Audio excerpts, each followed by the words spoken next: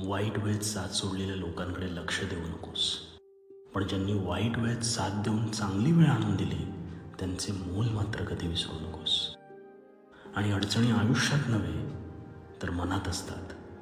ज्या दिवशी मनावर विजय मिळवाल त्या दिवशी आपोआप मार्ग निघेल. हे स्वामींचे पाठबळ देणारे विचार कायम मनात घुमत राहतात. मठात प्रवेश करताना एक मानसिक शांतता जाणवते.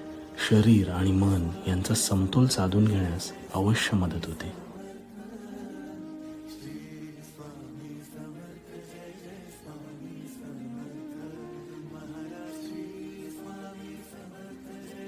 स्वामींच्या समोर डोळे बंद करून उभे राहिलो असता भेऊ नकोस, मी तुझ्या पाठीशी, हा आवाज आपसुकच मनात ऐकू येतो. शारीरिक आंघोळ आपण नेहमीच करतो, पण मानसिक आंघोळ करावायची असल्यास वेळ मिळेल तेव्हा एकदा मठात येऊन जा. मठाचे शांततामय वातावरण स्वतःला स्वतःच शोधण्यात मदत करते आणि इथला चाफ्याचा सुगंध मनात कायम एक ऊर्जा प्रदान करतो आणि अंतरात्म्याला ताजतवाना करतो.